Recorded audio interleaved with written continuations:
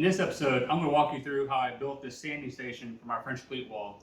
I needed a place to store all my sandpaper as well as my sanders to go with it, and this turned out to be a good solution to keep that all organized. So stick around. I'm Michael, and this is Make Your Play.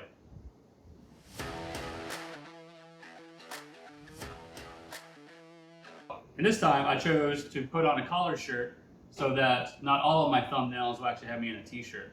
But I don't actually do woodworking in a collared shirt.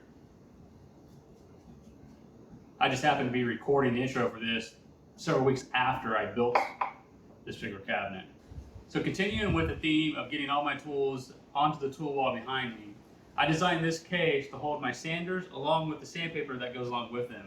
Normally I like to just head out into the workshop and just wing it when I'm making something, but this time I decided to use Fusion 360 to create a plan. Jenkins has a great tutorial on YouTube titled Fusion 360 for Woodworkers. He will show you how to model a bookcase and then create drawings from the model. I'll put a link to his video below. I recommend checking them out. They are worth the time to watch. It was actually pretty easy and quick to model the project and print out plan sheets. This made cutting the parts faster.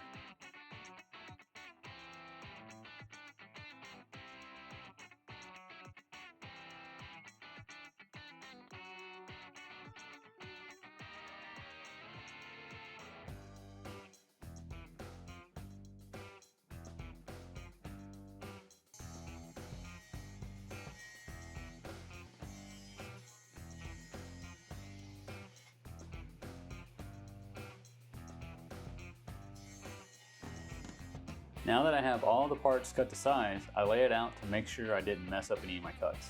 Next step is to cut all of the roundovers. Not only does this make for a better looking project, it also might save me from injuring myself a few times. I am using a 4-inch radius. I finally bought myself a compass to draw these so I'm no longer having to hunt in the workshop for a paint can of the right size to trace. I tape all the boards together to cut the radiuses at once. This gives a better chance of having them match. I rough cut them on the bandsaw and then sand to the line on the belt sander. It looks like I need to get some locking casters for the sander stand so it stops running away from me. I assemble the case with glue and brad nails.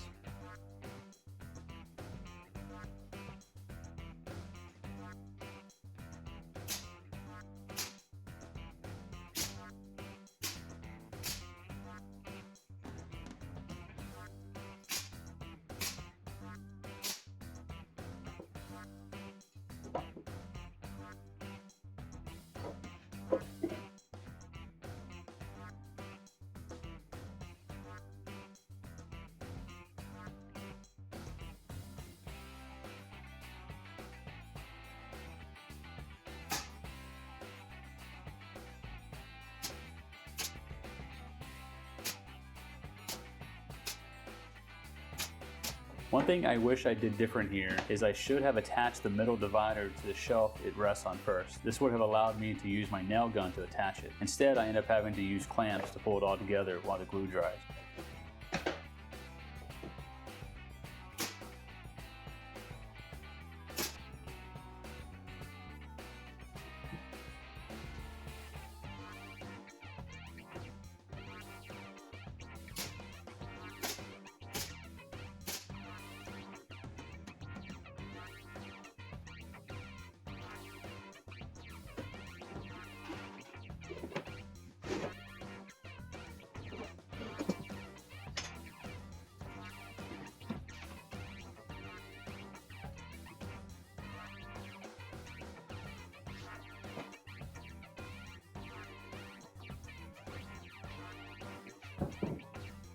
Now I nail on the back, which helps square the case and make it nice and rigid.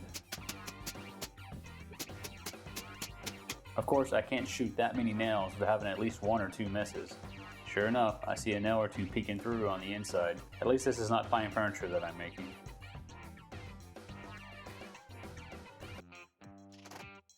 And finally, I use my CNC to cut out some dividers for the orbital sandpaper stacks so that I can use them to help separate the different grits.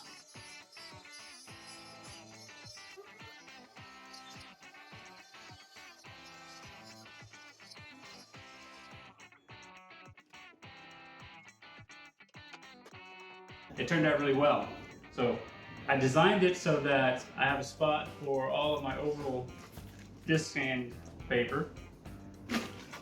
I'm also cutting pieces on my CNC, shaped like cutting little dividers like this so that I can put it between different grits of sandpaper and be able to organize those. So eventually I'll end up having several of these in here to divide up the sandpaper. I also had 2 extra shelves up on top just for future expansion. So if I ever get another sander, or if I wanted additional tools stored up there. Eventually I see myself buying a corded orbital sander, because even though the idea of a cordless sander is nice, batteries really don't last a long time if you're doing a lot of sanding, and that is fairly heavy to hold with one hand while you're sanding. And I think I would like to have a corded one as well. I hope you enjoyed this project. If you're so inclined, hit the subscribe button, and I'll see you in the next video. In today's episode, I'm going to walk you through how I built this sanding station to put on my French Cleat wall while the UPS truck drives by.